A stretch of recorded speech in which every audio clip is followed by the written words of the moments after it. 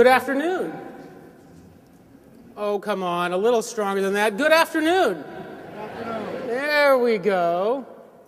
I am Richard Crispin, and I am the president of Shared Expertise, and I am the chairman of the Commit Forum. And it is my privilege to welcome you to this magnificent space, to this second annual Commit Forum. We have selected such a grand and magnificent venue that we can fill it up with your grand and magnificent ideas, your grand and magnificent commitments. You know, the other day I was at home, and my 7-year-old son came up to me and he said, "Daddy, who are you going to vote for again?" And I said, well, you mean Mitt Romney? And he goes, "Yeah, don't do that." I said, well, why shouldn't I vote for Mitt Romney? He says, well, he's going to make the jobs, but he's going to cut down all the trees. So I said, oh, okay. Well, he's going to cut down all the trees. Well, that's not very good. Well, should I vote for the president? Barack Obama? No, you shouldn't vote for him either. I said, well, why not? He goes, well, he's a pretty cool guy. He makes lots of mistakes. And, you know, I thought about it, and I said to myself, you know, here is a 7-year-old boy, and he has perfectly captured both sides of the debate. What we are told is that we have to choose between picking business on the one hand, and if we do, well, then we're just a bunch of money-grubbing capitalists who don't care about the environment, we don't care about society. Or if we want to talk about corporate responsibility and the environment and building a more just society, well, we're just a bunch of tree-hugging hippies, and we don't know what it means to really run a business. And I don't know about you, but I'm tired of those false choices. On behalf of my son, on behalf of all my children, and on behalf of all children everywhere, I reject those false choices. Because that's what they are. They are false choices. I no more believe that a business can treat the environment or society as an afterthought than I believe that the environment and society can treat business like an externality, like some kind of foreign invader or alien presence. They are, in fact, part of a holistic whole. One system. They need to be managed that way, they need to be operated that way, they need to be governed that way, they need to be treated that way. And that, for us, is the very essence of corporate responsibility. It is maximizing the positive impact of business while minimizing or eliminating the negative. And that, ladies and gentlemen, is why we've invited you all here to this Commit Forum, and why we're hosting, for the first time, an unconvention. We call it the Commit Forum because it culminates our Commit campaign, calling on companies to make commitments that will change the world. And we believe that for those commitments to have a chance, to have the best chance, well, we need a different kind of conversation. We need politics is unusual. And so we've invited to occupy this stage for the next day and a half leaders from all across the political spectrum. Leaders from businesses, from the academy, from NGOs, from nonprofits, from civil society, and from government, and we've asked them to model a particular behavior. What behavior, you ask? Well, I'll tell you. I'm Catholic, and this weekend marks the 50th anniversary to the day when Pope John the 23rd threw open the doors of the Church and declared open the Second Vatican Council. And the Council ushered in an entire wave of ecumenical dialogue between Catholics and other Christians, and interfaith dialogue between Catholics and completely different faiths, non-Christian faiths. And those dialogues were built on a very simple but important idea. And it's this: that we can disagree with everything that somebody else might have to say, but, well, they just might have a point. The other guy just might have a point worth listening to. And that is the very premise that we've asked every one of our speakers to take on, to start from the assumption that we might have common ground.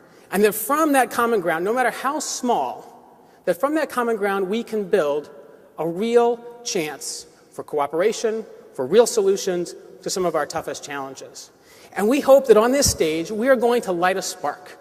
We've asked them to come here, start from that presumption of common ground, and light a spark. And a spark that we want to infect this entire hall, that we want to become so infectious that it invests all of you with a fire and a passion to go out into our society and to spread that idea of common ground. That the other guy just might have a point. Because what we know is that change doesn't begin in the ballot box, it doesn't begin in the legislature, and it doesn't begin in a court. Change begins in conversation. And transformative change begins in conversation with the other, those that we fundamentally disagree with. And it is only when we sit down with the other that we can really think about changing the way we do things. That is the challenge that we've issued to these speakers and these leaders who are going to be up here, and it is now the challenge that I issue to you. And I hope it is the challenge that you are ready to take on, because I can't go home on Thursday and look my son in the eye and tell him that he has to live with these false choices any longer. I hope that you will take on this challenge, that you will know that we're smarter than that, we're better than that. And in fact, now is our time to lead. Now is our time to commit. Thank you.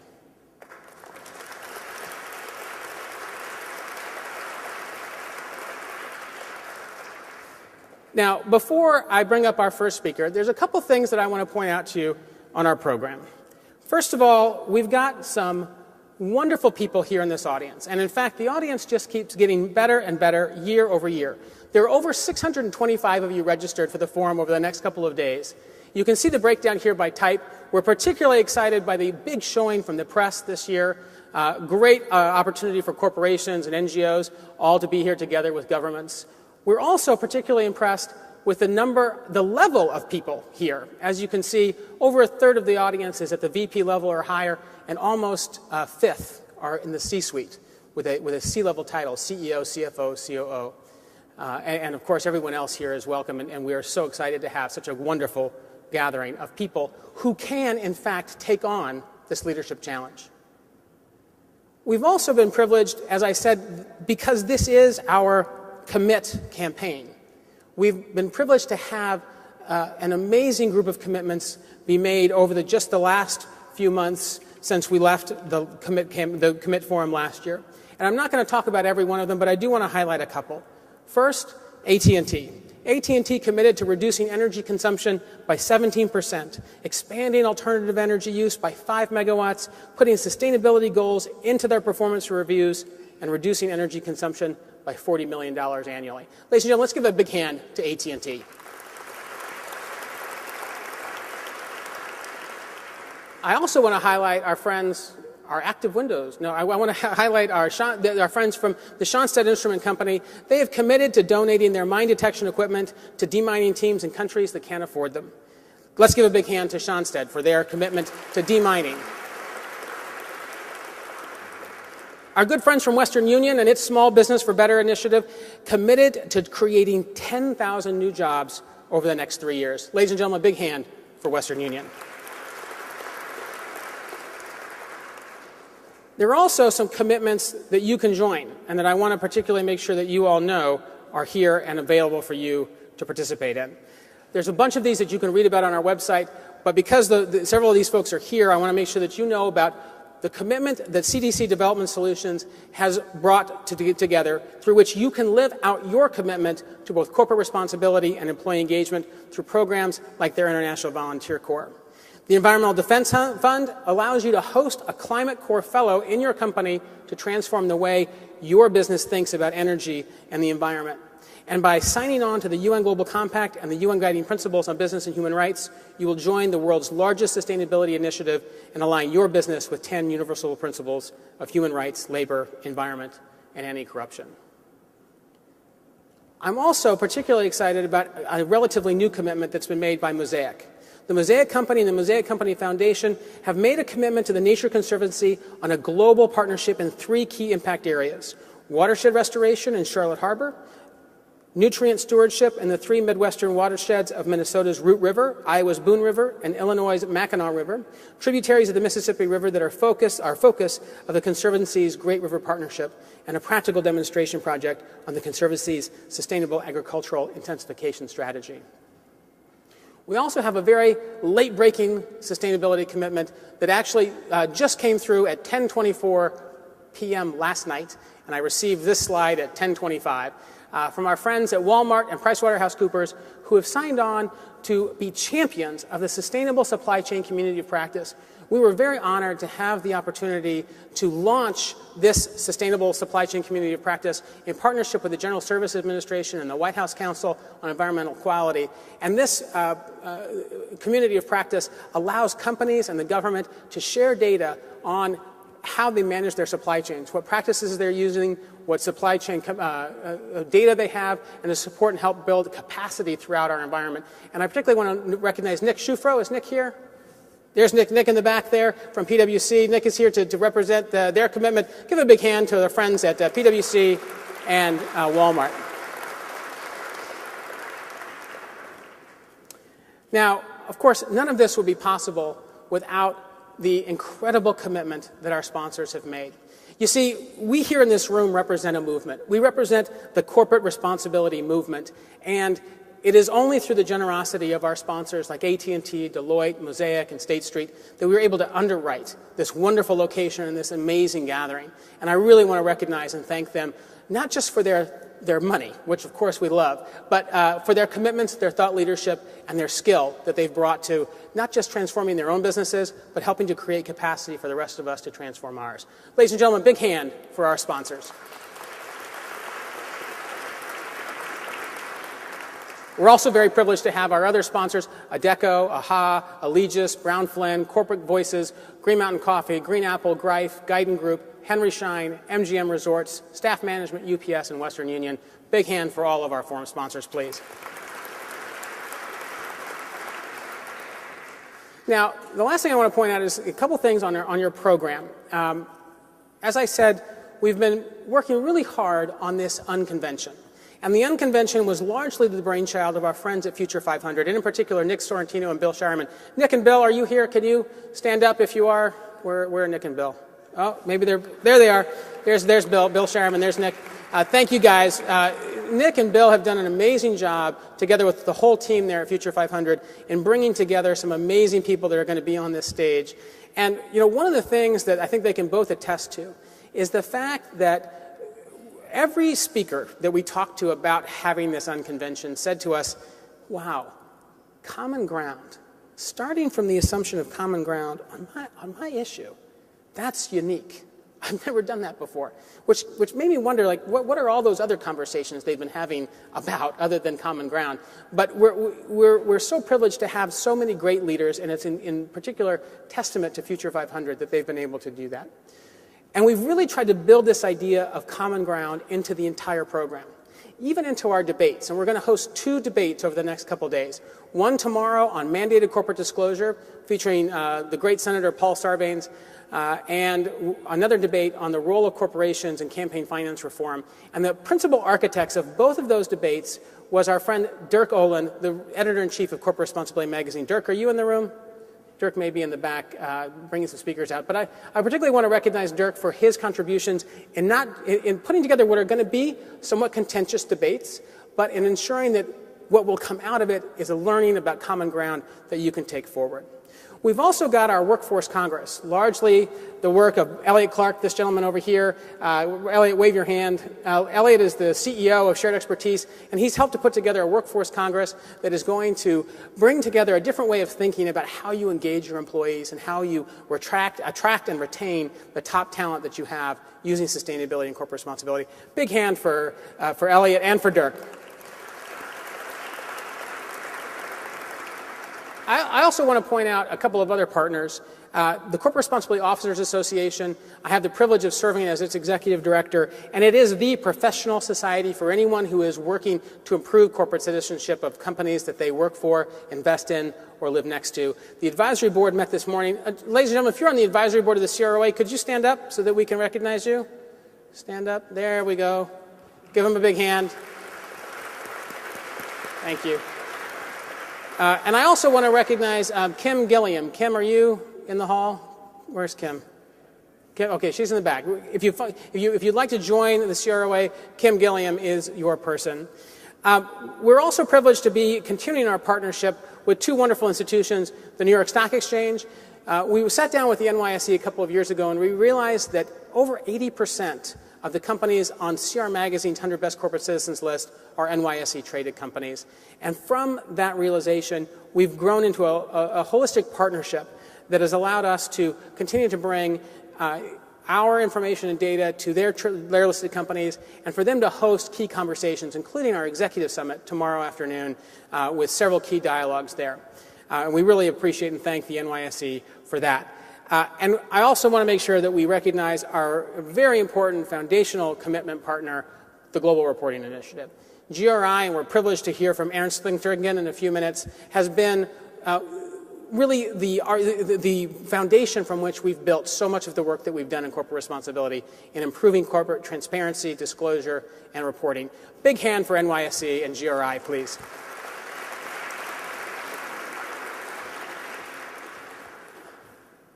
And with that, I just want to point out, if you are going to tweet about what's going on here, please use our hashtag, #CommitForum.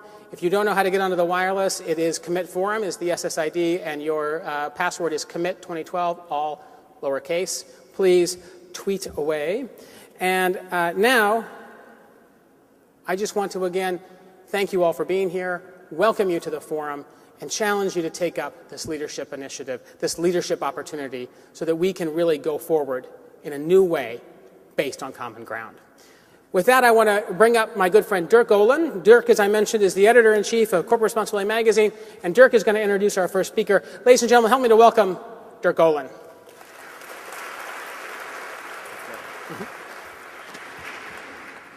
Good afternoon, welcome. I've known our first speaker, Phillip Howard, for almost 10 years, soon after he founded Common Good, a nonpartisan nonprofit legal reform group. And I will confess that when we first met, I suspected, and I'm not speaking out of school here, Phillip knows this, that I suspected that he was a run-of-the-mill lawsuit basher. Then when I met him a second time for lunch, and this one you might not remember, Phillip, uptown somewhere, the actress Susan Sarandon was sitting at the next table, and to be honest with you, I don't remember a single thing Phillip said. But then I started reading his books, and I actually reviewed his third book, which was called Life Without Lawyers. And when Phillip was on The Daily Show, Jon Stewart, of course, had a lot of fun with this title because Phillip is a partner and I think vice chairman at Covington and Burling, one of the most famous law firms in the world. But here's the thing.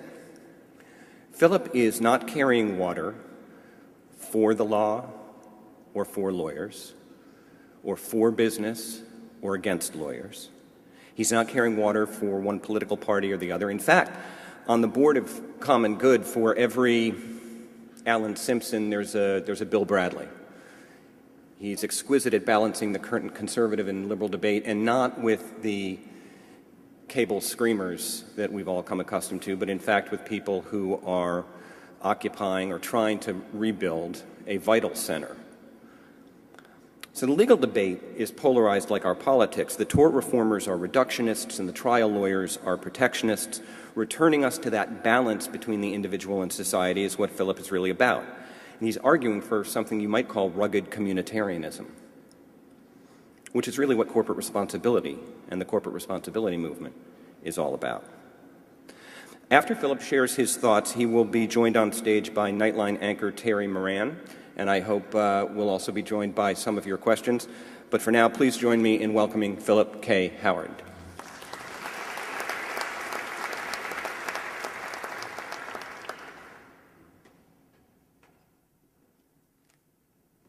Thank you, Dirk, and thank you all for coming here. I am going to talk about responsibility, particularly the structure of responsibility, as the solution to many of the things that ail our society today. But just starting from where we are, it's hard to think of a time in our lives when society was confronting such important choices. We have to cut the deficit, and that requires completely remaking Medicare and Medicaid. Somehow we have to restore economic confidence in business and the future of our society so we can get more people to work again. We have to figure out how to make life sustainable on this planet. Last week we read about all the cod disappearing in the Atlantic, and yesterday I learned that they're all going to be 1/5 the size that they are. Well, if that's true, we have to figure out a way to solve that problem. We have to restore competence and rigor to our demoralized public schools. We have to rebuild a fraying infrastructure. There are all these things we have to do, all of which require us making new choices.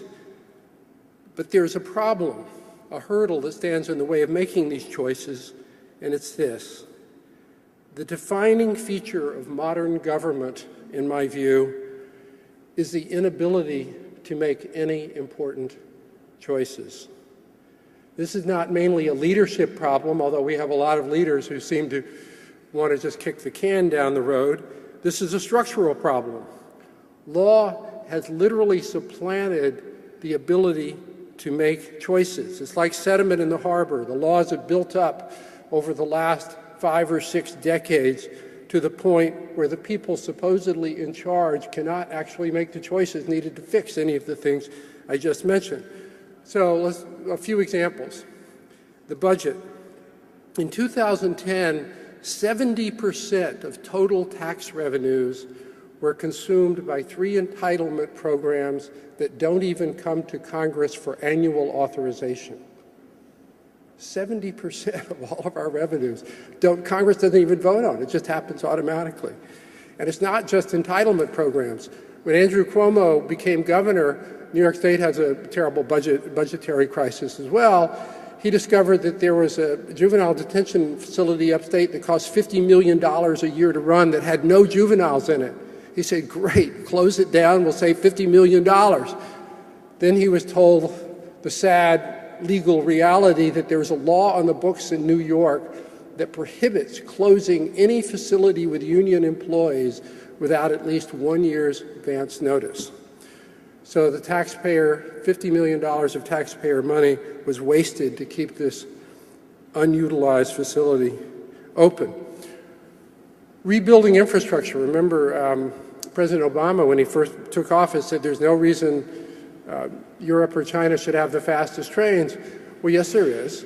Environmental review has evolved into a process of no pebble left unturned, so that at this point, it takes almost a decade for any significant project to go through the environmental review process. Last week, I spent half a day with the project manager for rebuilding the Bayonne Bridge. The Bayonne Bridge sits over a channel that goes to Newark Harbor. It needs to be either changed or raised to let the new generation of post-Panamax ships go under it into Newark Harbor. Very important for the economy, very important for the environment. These are much more environmentally friendly ships. The project manager figured out how to do it without building a new bridge or new tunnel, just by raising the roadway. So they would not change the foundations, they would not change the right-of-way for the bridge. Nothing important would change. That was in 2009. They're now being threatened with lawsuits, still haven't gotten their approvals for shoddy environmental review. Review of what? They're not changing anything. But no one has, not even the president, has the authority to say, just go and rebuild the bridge. This is an obviously good project for the public interest. It's not just big projects. Last year, a tree fell in a creek in Franklin Township, New Jersey. It's causing flooding. The town fathers were going to send in a backhoe and just pull the tree out. And then the lawyer told them that, well, this was a Class C1 creek, whatever that is. And a Class C1 creek, you have to go through a formal process to do anything. So 12 days and $25,000 later, they finally got permission to do what was obvious, was pull the tree out of the creek.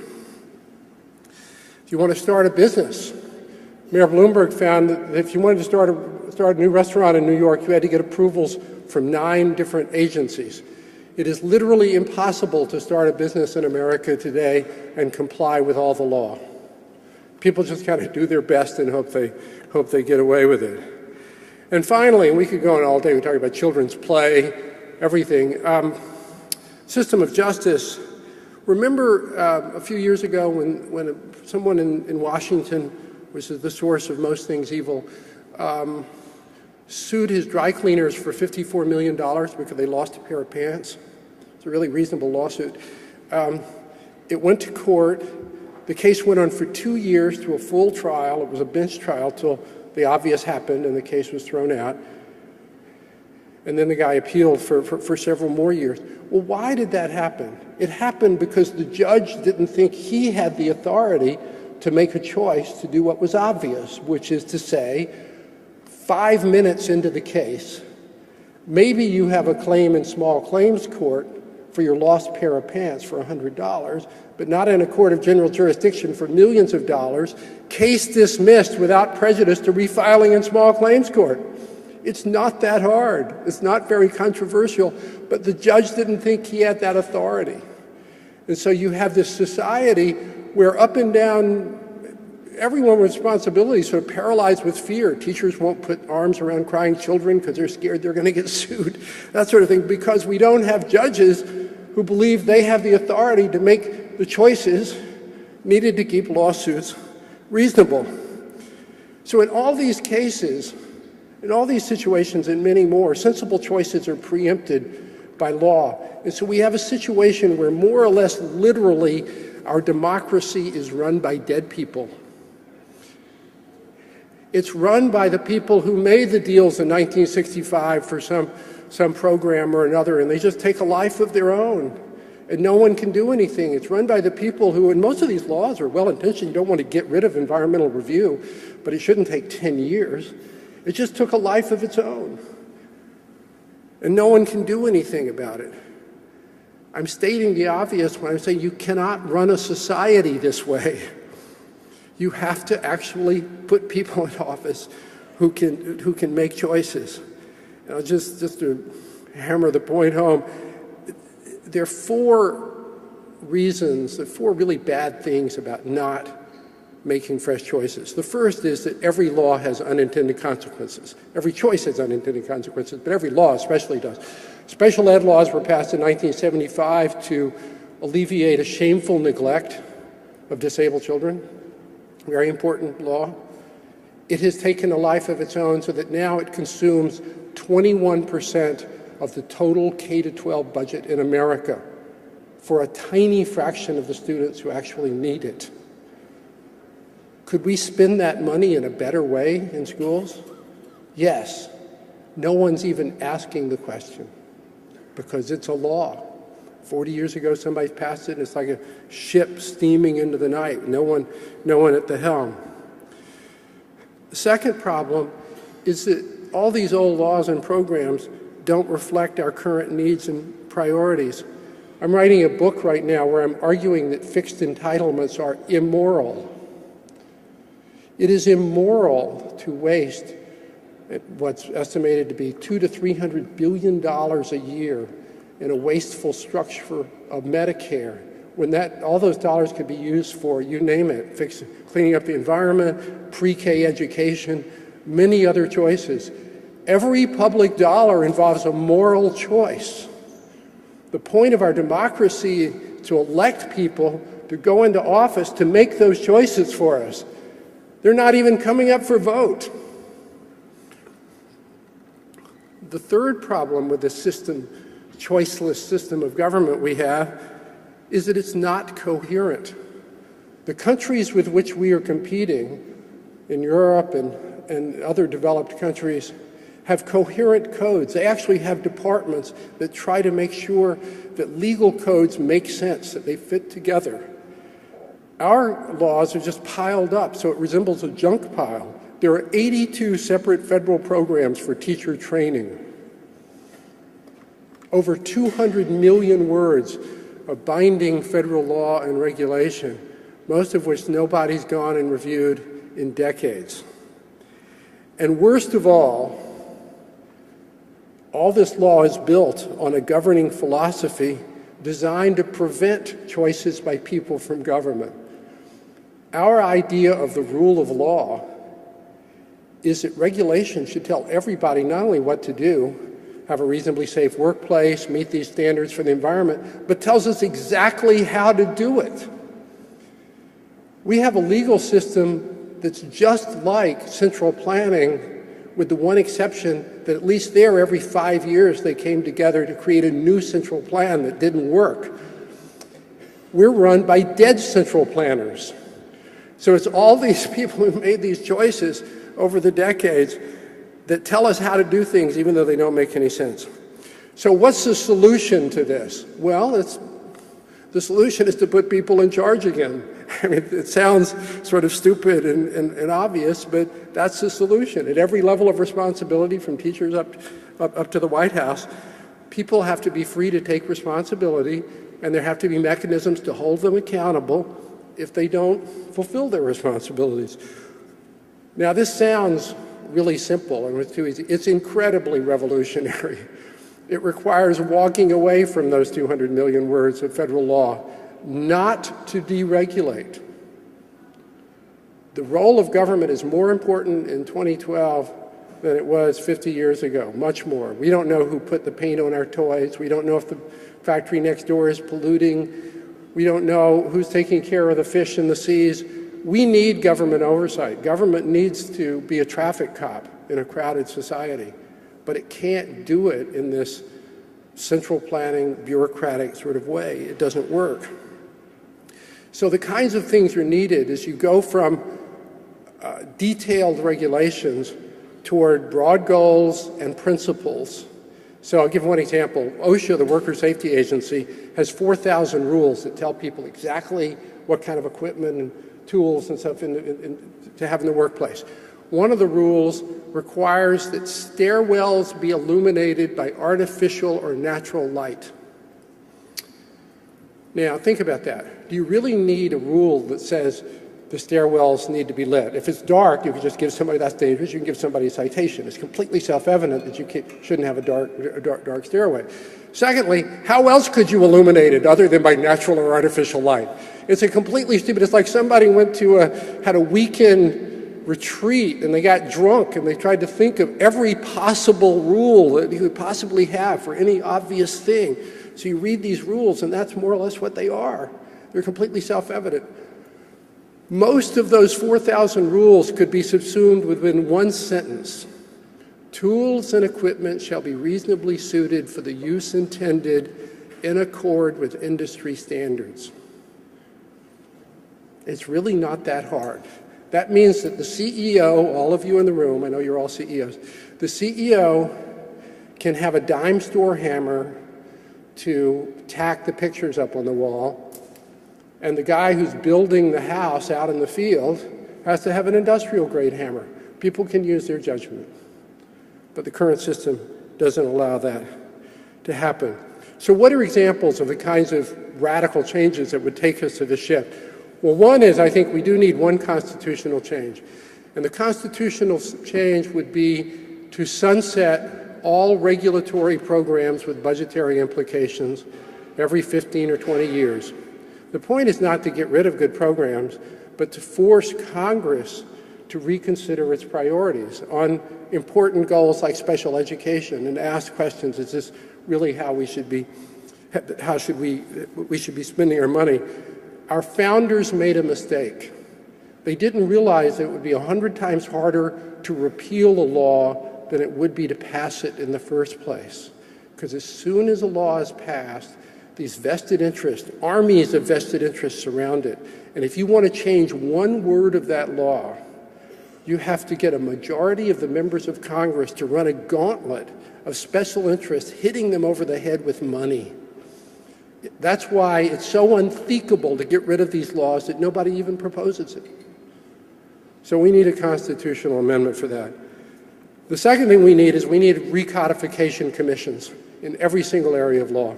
We need to get experts and leaders to go out and look versions of the Simpson-Bowles Commission, worker safety, FDA, you name it, in each area, give them a year or two, and have them come up with a series of recommendations, not to gut the agency, to make it work more effectively and more simply. And in general, what we need to do is replace all of this bureaucratic jungle with authority.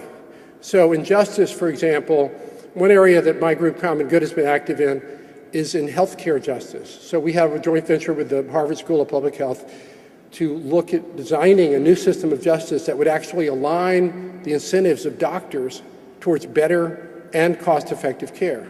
And what we concluded is we needed an entirely new institution. We needed special health courts No juries, be much quicker for somebody who's injured by a mistake to get compensation. But if a doctor was unfairly charged with causing an injury that he didn't cause, this system would affirmatively support him and write written rulings about standards of care so doctors would know what's expected of them.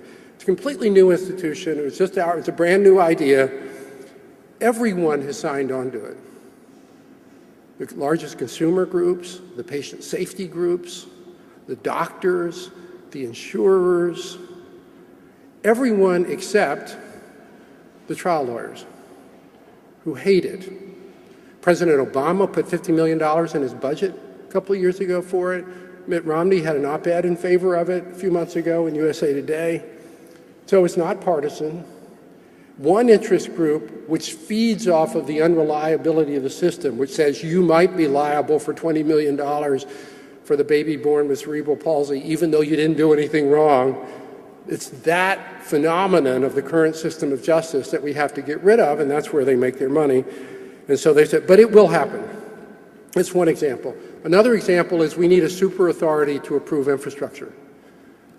There should be a year of good faith environmental review, and then somebody ought to have authority to make a decision. We have to move forward. We could never build anything that our society is built on today. We could never build the interstate highway system. We could never build the power lines. We could never build anything because the environmental review makes it impossible. So we need a new authority. And finally, one of the things really important nobody ever talks about is we have to completely overhaul the civil service system. You can't give people the freedom to make judgments unless you can hold them accountable if they're mean-spirited or venal. So we have to restore accountability to the public service. So how could we possibly go about doing this? This seems like pie in the sky. Nothing today is politically feasible. Nothing. Congress can't even extend the debt ceiling. So you say, well, this is hopeless. I mean, changing the whole thing. Well, what the political scientists say is that the more paralysis there is, the closer we are to a situation where we're going to have big change. That the way societies change is not incrementally, it's not by trying to prune this horrible jungle, bureaucratic jungle that's grown up over the decades. It's like a stick-slip phenomenon of an earthquake. The pressures build, and all of a sudden, one day, for reasons that nobody can predict, like the person catches himself on fire in Tunisia, that sort of incident, all of a sudden, it slips. And there's this period of great either fear or anger.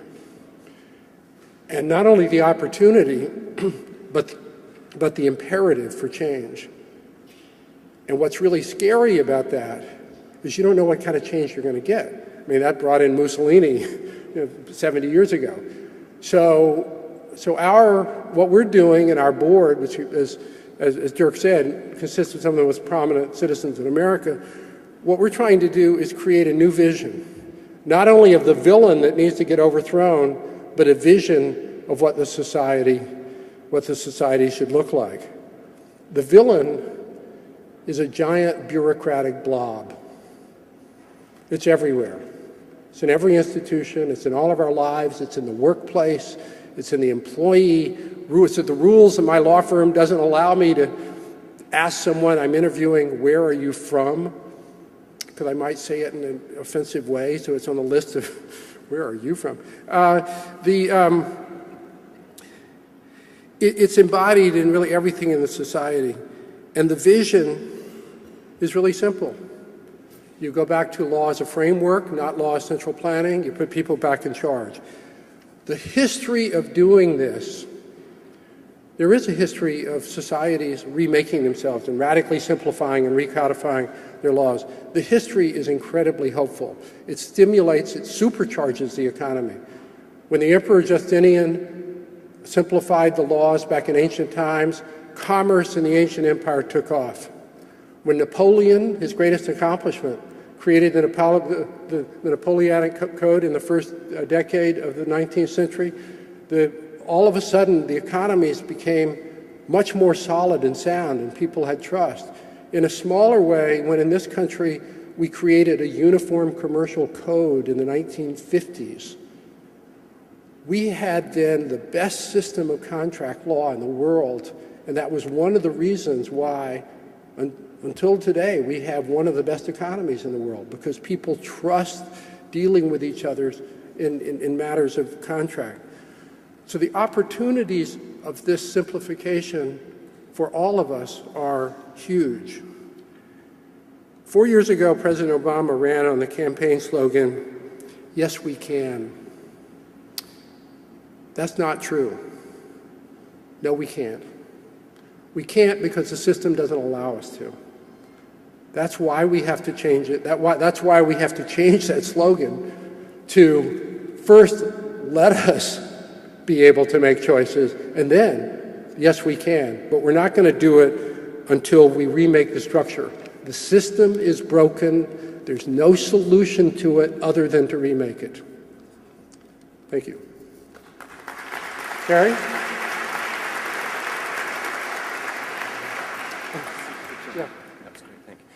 Thank you, Philip. I have known the next person who's going to join us on stage for over 30 years, and despite that, he has agreed to come today. Terry Moran is the anchor of Nightline and was a writer before he was a talking head, so he knows whereof he speaks. Terry Moran.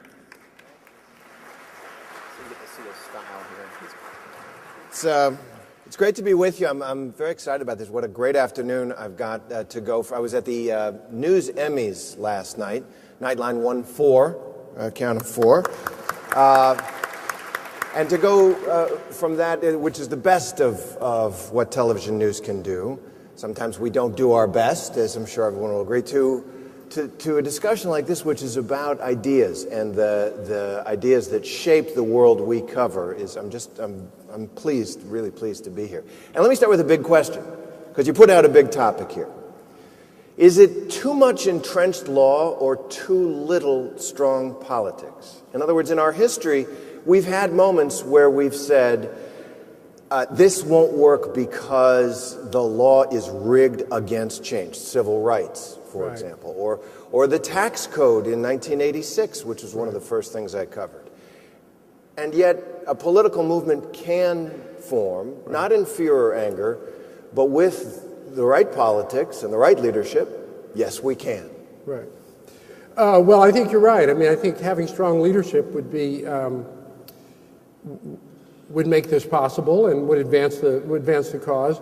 But I think it was Hayek who said that political leaders are lagging indicators. So politicians tend to do what the public demands that they do. If there's a crisis, the public demands change. By the way, whenever there's a crisis, everyone completely ignores the rules. You know, when Katrina happens, nobody goes through environmental reviews. They just go rebuild it. You know, it's not. It's so we honor it in the breach. But I fear that the politics will not lead us there unless we create a public demand. And the public is beginning to demand this, isn't it? Yes. So what's the next step for an ordinary American voter who listens to you, gets it, and says, what can I do? Is there a Tea Party meeting I should go to? Is there a candidate I should back? Well, you know, we're trying to figure this out. The Tea Party harnesses a very real anger at the kind of things I'm talking about. But their solution is to do away with government, which really is not the solution, as I indicated. Similarly, Occupy Wall Street, you know, that movement also channels a very real problem in our society, which is the lack of accountability in large institutions. But there too, they don't really. Their solution is more iron manacles, you know, so that nobody has the ability to make transparency. You know, we're trying to figure it out. I mean, how do you crowdsource it? We have a not-for-profit. You know, we have a lot of followers. We have a joint venture with the Atlantic Monthly. So every other day we have new essays by lots of important people on a particular topic. So we're trying to bang on pots and pans as much as we can, but we haven't figured out how to make it into a movement. But it has to be a movement. And you've put your finger on some deep structural problems, which is what you're talking about, reaching all the way into the Constitution. I'm very very intrigued by the Sunset Amendment that you mentioned. But let me offer a different one. Maybe the amendment that's needed to spring the energy out of the public into the political system is a campaign finance amendment, one that would undo the Citizens United, that would establish that corporations are not people for the purpose of free speech and the giving of money, and that when members of Congress and senators stood up on the floor of their chambers to debate something, they weren't carrying, figuratively, bags of money on their backs. Right. Well, I think campaign finance has been incredibly corrosive, so I'm all for you in changing that. But a lot of the problems we talked about, not being able to pull the tree out of the creek in Franklin Township, New Jersey, doesn't have anything to do with campaign finance. It's really just a stupid bureaucratic system. I mean, there are people in. I don't happen to live in Washington, so I plead innocent. But you live in Washington, so you're guilty. I mean, if I propose simplifying OSHA, in Washington, people would think I'm crazy. If I proposed it in Kansas or in Wisconsin, people would think I'm completely right. I mean, there's the government, not just the money part of government, but all of government, civil servants, have truly become a deviant subculture.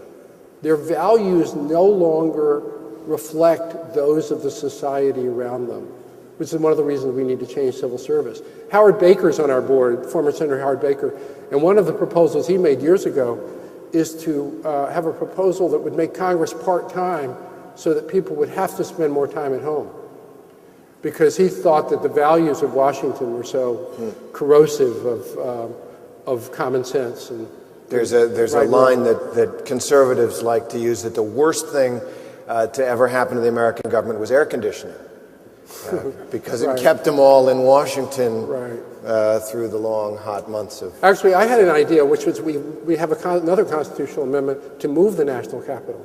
And the way this would work is, this is great. No, this is a good idea. You move the national capital, and no one would be able to move with it because they wouldn't be able to sell their homes. There's no market, right? So you move it to St. Louis or someplace, and then you have all these for sale signs all over Georgetown and Chevy Chase and McLean, and bread lines and stuff. And eventually, the government signs a contract with Disney to come in and run Washington as a theme park, hiring everyone to do just what they're doing today, which is pretending to do something. That's good. I remember a very obscure presidential campaign. Phil Crane was a congressman from Illinois. He was actually my congressman. It's the only reason I know. And he ran for president in 1980 to the right of Ronald Reagan. Wow. And one of his ideas was that you wouldn't move the entire government, but you'd move pieces of it. You'd put the Department of Agriculture in Des Moines or Omaha. You'd put the Department of Energy, if you were going to have one, in Houston or something like that. And you'd break that cultural strangle, because you're talking about a cultural problem, not just a legal one, but a mentality. Truly. I mean, you can't not go to these meetings and listen to the conversation in dialogue, in using initials that you don't understand and language that no one. The idea that they made Dodd-Frank very specific so it would be clearer, 1,000 pages, when it's completely incoherent. You can't follow. It's like the tax code. Well, that's all these people, they wear pointy hats. I mean, it's really, it's just not a healthy place. I wonder, though, if this is partly the cost of occupational safety, the cost of child nutrition. In other words, I pay taxes, and I know that for every dollar of taxes I pay, X amount is going to go to the hungry kid, and X amount is going to go to the people with the pointy hats, and I'm okay with that. Right. On balance, most of the areas of regulation were better off with the regulation than having, sort of the Wild West. I would agree with that. But we're at a point in our society where we can't afford that waste. And by the way, it's really not very effective. I mean, it's not worth going. But Australia years ago changed their nursing. They got rid of 1,000 regulations for nursing homes and replaced it with 31 principles. Been really well studied. It works much better. People actually try to be caring and loving instead of going around and doing checklists of whether the waste basket is empty in the bathroom or these trivial things that the rules require. So it's just a better, it's a better system. Whatever new system that allows people to take responsibility will be a better system. And we're not going to have a choice. It's not like I'm saying, please come with me. We're not going to have a choice. We're about to fall off a cliff. How do you mean that? We can't afford the society. We're going to have a crisis of debt. Either China's going to stop buying our debt or something else is going to happen. We're not in a sustainable situation. This is not, let's make it better. This is, we have to make these choices. We've got to protect the fish in the seas. We've got to do these things. Well, that requires completely changing the rules and how we make those choices. So, so we have to, we in this room, we and our friends, we have to figure out a way to come together and create a new vision, because history will tell us that when societies get in this position, bad things happen. And you don't have to go very far back in history to see the bad things. So I think America's rich enough and good enough that those bad things won't happen to America. I'm not preaching that. But we are going to have to make choices. It's a sclerotic moment in American history. But we're good at tossing out the old and trying something new, usually, aren't we? Well, I think we will once we get in the mood to do it. But we need the vocabulary for doing it. I mean, what's the campaign slogan? Kill the blob? I don't know what the campaign slogan is. We'll give a prize to $100 to any of you who, even better, give us $100. It's tax deductible. $100 if you can come up with the right slogan for us from which we can use to build a movement. Everyone's interested. I'm meeting with Ariana tomorrow to talk about how to build it. John Stewart's on board, very interested. It's not like people are resisting this. We just need to go from sclerosis to a kind of a cogent goal. Well, increasingly, the way we do that, and we were talking about this back there, is really through this kind of thing. Yeah. I mean, one of the problems is that we have a society where most of us, even down to the very lower economic demographic, can start a business or record an album or do a news story doing that. And yet we look at the changes, even minor changes, that we want to make in the law. And it's a system at odds with the way we live our lives. Completely. So you have this ultimate fluidity, maybe too much fluidity with the devices. And then you have this system of government that's made out of cast iron. And you have every official kind of shackled and trying to move forward towards whatever the public goal is, lurching here and there, and not able to make the choice to save the fish or whatever it is. And that makes us angry. I'm going to open it up for a question or two in just a minute. I do want to ask you one question. We had a colossal crisis in 2008 and 2009. And it was Rahm Emanuel who reportedly said, never let a good crisis go to waste. But they did. They did. Didn't they? Yeah, they did. And, business was complicit in this because business is in the mode now. The people who represent business in Washington are not actually the people who run businesses. They're agents. And I've had painful experience with this.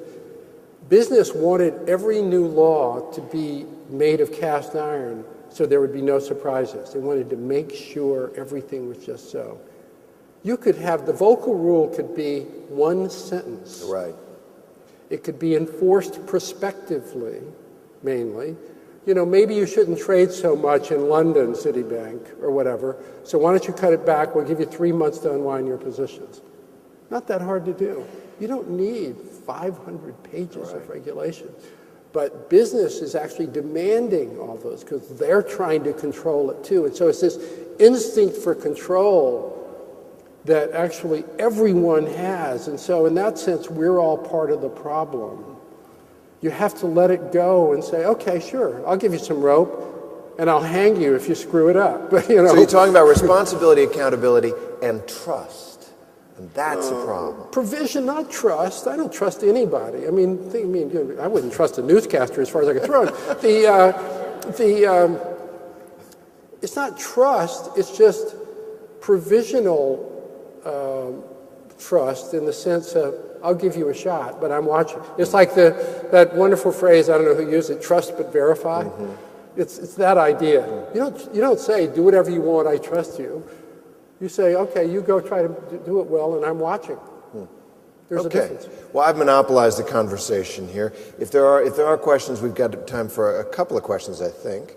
And I think there are people with, anybody want to join in here? There's somebody over here. There we go. Thank you. Here's a mic coming to you. Thank you. How is what you're proposing different from what the legislators propose when they want to look at all the laws and sunset them and review them? And it sounds like it's not working, clearly. But you want something more dramatic than that? Well, sunset laws, there's a history of sunset laws. Thomas Jefferson recommended that all laws sunset basically every 20 years. I mean, that was one of his recommendations. Sunset laws passed by states, by and large, do not work because the state legislatures have passed omnibus reauthorizations whenever they come up. Oh, it's time everything's sunset. Let's just have a one-line law that says everything is extended.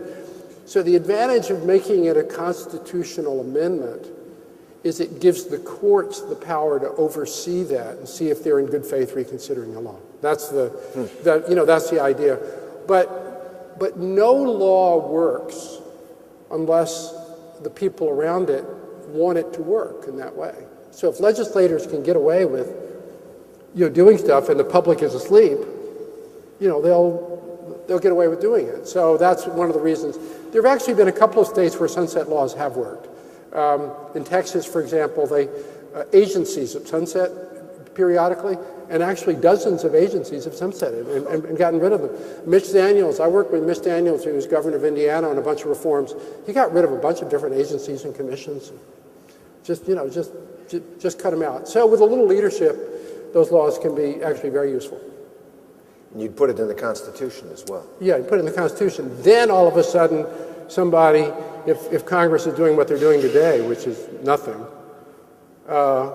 all of a sudden they've effectively put the courts in charge. Right. Interesting. Yes? Right back here. Thank you. Good afternoon.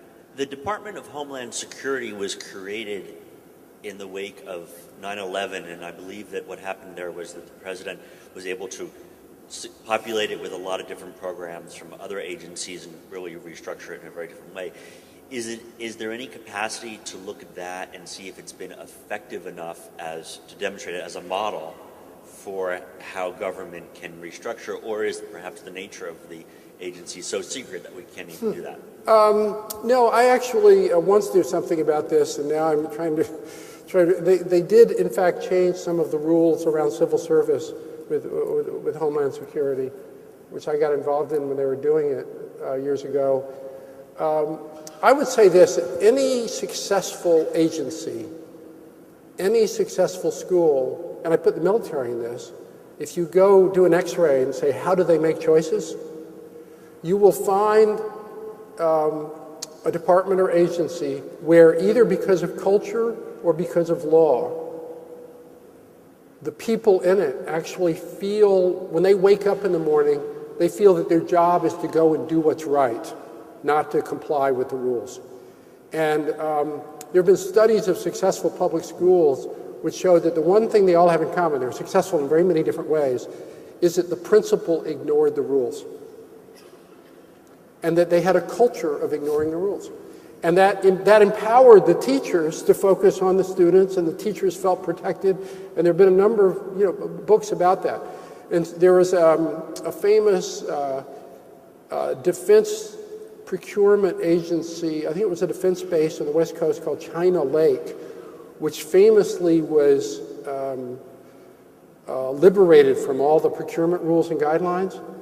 Unbelievably more efficient in how it worked. It's just not in the nature of public servants that they can't do a good job.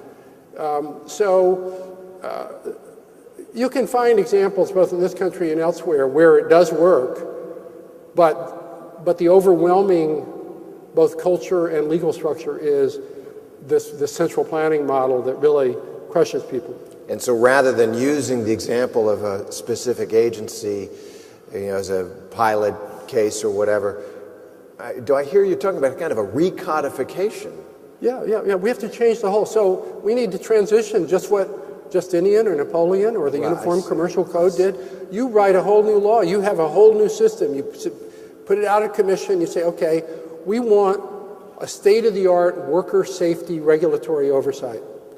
And I promise you, instead of thousands of pages, it will be dozens of pages.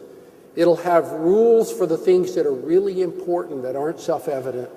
Everything else will be a principle.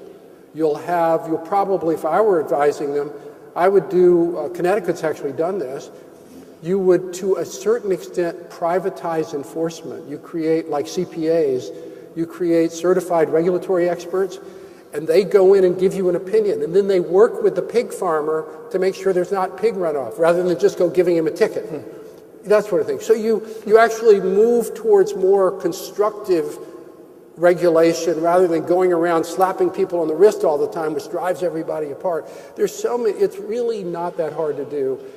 There are a lot of smart people who are talking this way, including in Europe and Australia, and in America it's called responsive regulation. It's kind of the buzz, the phrase it goes under. But it would be a completely different code. Right. You would just, you wouldn't prune it, you would walk away from it. Right. It'd be interesting to see how that would get covered. Oh, one more? We'll do one more question here if... There's... Hello? Hello? Over this side. There you are. There we are. Hi. Oh, I didn't know there were people over there. That's great. Nice to see you. Yeah. Philip, some very nice and reassuring words from you. You've got around the table here about 100,000 health and safety practitioners. So your suggestions about how to review health and safety legislation, I can tell you from the European perspective, it's working very well. You also offered $100. Well, I'm going to come up with Red Tape Challenge, which is what we use in the UK, and that's currently in the process of actually removing legislation that isn't required. Oh. The problem that we have in the profession is that quite often the legislative makers and the appliers, the judges and so on, don't necessarily engage with the profession. There's a buffer. The legal profession quite often will be a buffer between what the practitioners actually want and what the judge wants to hear. And I'd like your thoughts on how we can overcome this, how we can actually get grassroots information to do exactly what you've said. We've just posted a tweet that said 100,000 safety practitioners want to review health and safety legislation, because we're just as fed up as you are of hearing the sort of ridicule of health and safety laws, which don't make much sense. Right. There's a Catholic church doctrine called subsidiarity. And basically the idea of subsidiarity is you push all decisions down to the lowest level. So one of the core principles which violates a part of the current orthodoxy, the core principles of a new law, is that things should not be uniform. You should let people do things in different ways, which enables the people on the ground to actually fashion their own solutions. As long as you have a belief in uniformity, it's a kind of a almost religious belief, which is what our view of the rule of law is, then you end up getting this huge superstructure. So I think the most important change to moving where you want to go and empowering the people on the ground is to abandon the idea of uniformity. You can still have boundaries. You can't do anything. You should still have oversight. But you ought to let people on the ground, the inspectors and the foremen in the factories, fashion solutions that make sense within those boundaries. And that's a completely new idea, at least in America. I'd love to talk to you more, actually. I'd love to get some, I don't know about the $100 yet, but I'm sure I can learn a lot from you. Well, Philip, thank you for a really provocative talk and discussion. Thanks Yeah, very much. thank you, Good Terry. luck to you. Yeah, thanks. Bye.